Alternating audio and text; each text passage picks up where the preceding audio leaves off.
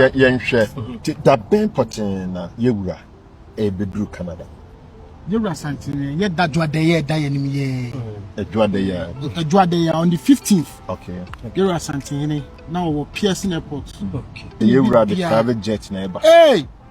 Kotoko hini na eba no.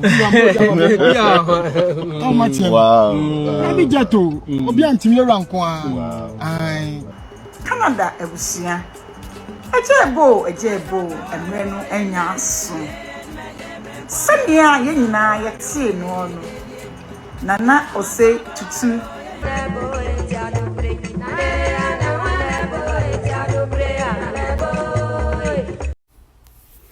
Ejebo enya bedru. Opemso kotoko hene bodo mewu. Do dance make us say oh we do dance. Otumfuo akodru Canada. Now here Canada mountain even trash cans ye design kente. A chira say the broni esibu Asantehene. Chira say the broni kura je to Mr. Asantehene edemu sonko oye bako pe. Na madesre dia me de to ehemfo mo ka Asantehene no ko ni say mumu nyai Asante nkoso nko ammo Asantehene so Samuel omakodru Canada yi de was obomodna a source contract ni mpuntuo so bibia ya na Ghana dim sa so Ghana nkai Asante Ghana fo no en fa Asante ho UPS Asante Mexican this year Institute of Professional Studies and abe UPS no akuafo ho ko Legon akuafo ho any Legon crazy ho no ya Asante fusika many projects the list goes on and on and on bibia ne aba Asante fo ho aba Jessica enso na Ghana nkai Asante to say Otumfuo akodu Canada bonten so one empanifo akodu besre yeso so yakwan no ye ni ya efata yen ye kropon Kumasi no ye Kumasi main baby obefe bia was a Wi-Fi de dem was a Wi-Fi ne dem chinye bia no ho so that's here nefe akwan road no network no road network ni nyina was Otumfuo yesu sa program bi say e de pe investors ma omba boam ye yakwan na ye say ye de to aban so ebeche ebeche cause Ghana nkai Asante so Asante sika ne dia bo Ghana ho bra bi sinde papim say ye nya fango e wo 10 fields ho no di nyida na twene bo ane ho hwan sa 10 fields ho no na ye Ghana ho sika Asante sika ne de bo Ghana ho bra Asante ho koko sika Asante gold Ashanti gold no kise sika e free baby e free ho boase nko e dia bo Ghana ho bra no yentimi modin wa ha ya besre Asantehene for mo ka Otumfuo nko e that is the biggest opportunity meeting use adia pay investors contract na nasefo ama omususu nkuro epija efie so mpanifo a Otumfuo de na chija mo Asante mem no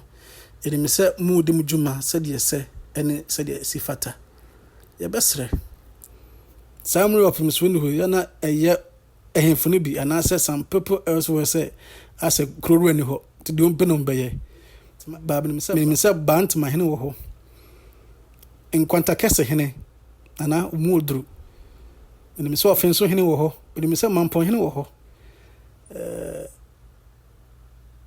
mumma Asante munyedru mumma Otumfuo chi enyedru yada munyina mase se de mase di Asante mai bedru na Asante enim se oboa Ghana na wo ma Ghana akaya Asante nso besi na Ghana nkaya Asante free mra JB dan kwa na kwa amre nkroma mo ebeto se prepare the second brother ebesi ne Ghana nkaya Asante biom ya Asante na epem so Asante na ekonekon tisi ye share investors ye share omo betimi sika bo ama Asante tumpon amom yenka Asante meka Asante meka traditional area under Asantehene Asante my council the Krobia or Asante mehu bia was by now na kwan eye internet wo ho baby an mofra besua de library e wo ho suku okwa papa bi ebisi ho sesika no na ye anyusu amu Asanteman ne de boa Ghana nko enso na obi anka Asante otan eni asechire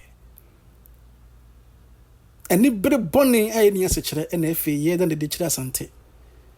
otan na de tan Asante na pia wabeduru Canada enim se onuma sem no emama wiase se hu sampa se ye obibini anase ye obibufu mu Africa mo dwene kwa chire wo ye bi pen ogusu ye nim so obayi amana efe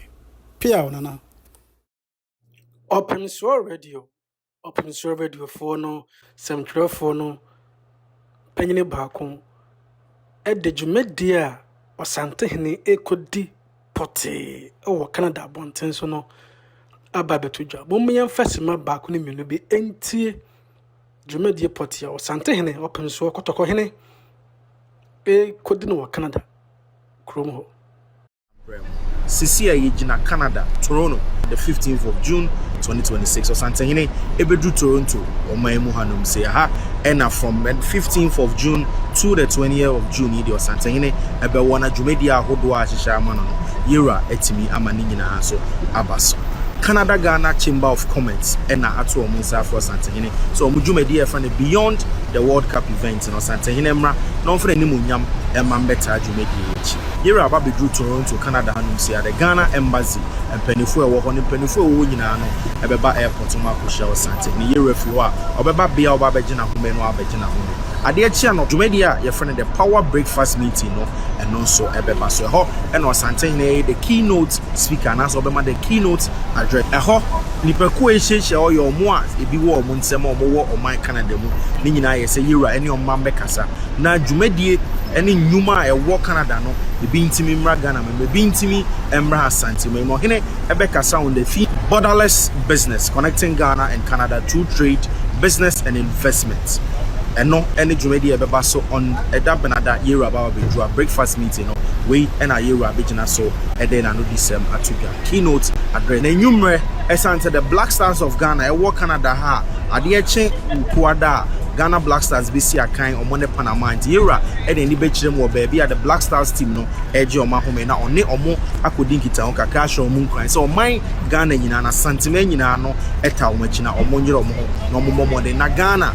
flag the impijana kese pa World Cup dwumadi wi ase ade eche ukuada anopa yera ene nimunyam akwakota dwumadi a eye the opening of the Ghana Sports Village Sankofa Square menim se Asantehene nyandua num so matete hu bebre bia wo Canada man mu hanum say ya friend the Sankofa Square ani nyina ya Asantesem ni nyina ya Ghana sem a omode ehye yera nimunyam yera akwakobi dwumadi na no sa dwumadi na se na dwabo kakaka beba a Asantehene ebechia ne nananom Ghana ne nananom Asantefo e wo ha nyina ni ti da wukuada no anopa ne yera akwakobi the Sankofa Square na also deba na e wo ne yera atenase amobi bia ba bechia no pay homage to him whilst he's here in Canada na numero 4 p.m. na Ghana and Panama Asia e wo World Cup akansi a ekos into Asantehene the ni bechiremu honum akwako yawada na numero Asantehene the ni bechiremu the Niagara Falls